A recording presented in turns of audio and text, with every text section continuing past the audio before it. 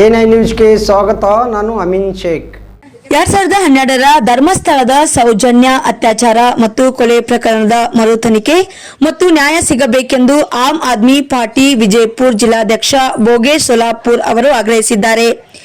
ಶುಕ್ರವಾರ ನಗರದ ಜಿಲ್ಲಾಧಿಕಾರಿ ಕಚೇರಿ ಆವರಣದಲ್ಲಿ ಹಮ್ಮಿಕೊಂಡಿದ್ದ ಪ್ರತಿಭಟನೆಯಲ್ಲಿ ಮಾತನಾಡಿದ ಅವರು, ಕರ್ನಾಟಕದ ನಾಗರಿಕರ ಪರವಾಗಿ ಮತ್ತು 2012ರಲ್ಲಿ ಧರ್ಮಸ್ಥಳದಲ್ಲಿ ಕ್ರೂರವಾಗಿ ಅತ್ಯಾಚಾರ ಮತ್ತು ಕೊಲೆಗೆ ಒಳಗಾದ 17 ವರ್ಷದ ವಿದ್ಯಾರ್ಥಿನಿ ಸೌಜನ್ಯ ಅವರ ಕುಟುಂಬದೊಂದಿಗೆ ಆಮ್ ಆದ್ಮಿ ಪಕ್ಷದ ಸದಾ ನಿಲ್ಲುತ್ತೆ ಹಾಗೂ ಪ್ರಕರಣದಲ್ಲಿ ನ್ಯಾಯವನ್ನು ಒದಗಿಸುವಲ್ಲಿ ತಕ್ಷಣ ಕ್ರಮ ಕೈಗೊಳ್ಳಬೇಕೆಂದು ಭೋಗೇಶ್ ಸೋಲಾಪುರ್ ಅವರು ಒತ್ತಾಯಿಸಿದರು.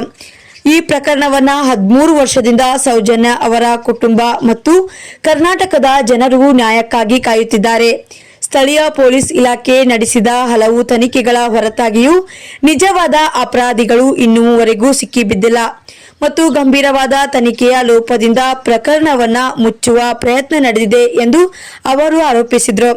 2023ರಲ್ಲಿ ಏಕೈಕ ಆರೋಪಿಯಾಗಿದ್ದ ಸಂತೋಷ್ ರಾವ್ ಅವರನ್ನ ಸಾಕ್ಷ್ಯಾಧಾರಗಳ ಕೊರತೆಯಿಂದಾಗಿ ಖುಲಾಸೆಗೊಂಡಿರುವುದು ಕುಟುಂಬವನ್ನ ಇನ್ನಷ್ಟು ಬೇಸರಕ್ಕೆ ನೂಕಿದ್ದು ತನಿಖಾ ಪ್ರಕ್ರಿಯೆಯ ಸಮಗ್ರತೆಯ ಬಗ್ಗೆ ಪ್ರಶ್ನೆಗಳನ್ನು ಹುಟ್ಟುಹಾಕುವಂತಾಗಿದೆ. ತನಿಖೆಗೆ ಅವಕಾಶ ನೀಡಿದ್ದರೂ ಸಹ ಯಾವುದೇ ಉದ್ದೇಶ ಈಡೇರುವುದಿಲ್ಲ ಎಂಬ ಕರ್ನಾಟಕ ಹೈಕೋರ್ಟ್ನ ಸೆಪ್ಟೆಂಬರ್ 2024ರ ಅಭಿಪ್ರಾಯವು ನ್ಯಾಯ ವ್ಯವಸ್ಥೆಯಲ್ಲಿನ ಸಾರ್ವಜನಿಕ ನಂಬಿಕೆಯನ್ನು ಮತ್ತಷ್ಟು ಕುಗ್ಗಿಸಿದೆ ಎಂದು ಆಪ್ ಜಿಲ್ಲಾಧ್ಯಕ್ಷ ಕಳವಳ್ ಅವರು ವ್ಯಕ್ತಪಡಿಸಿದರು. ಆಮ್ ಆದ್ಮಿ ಪಕ್ಷ ಸೌಜನ್ಯ ಪರವಾಗಿ ನ್ಯಾಯಯುತವಾಗಿ ಹೋರಾಡುತ್ತಿರುವ ಕರ್ನಾಟಕದ ಸಾವಿರಾರು ಜನರೊಂದಿಗೆ ಹಾಗೂ ಪ್ರಗತಿಪರ ಸಂಘಟನೆಗಳೊಂದಿಗೆ ದೃಢವಾಗಿ ನಿಲ್ಲುತ್ತೇವೆ ಎಂದು ಭೋಗೇಶ್ ಸೋಲಾಪುರ್ ಅವರು ಭರವಸೆಯನ್ನು ನೀಡಿದರು.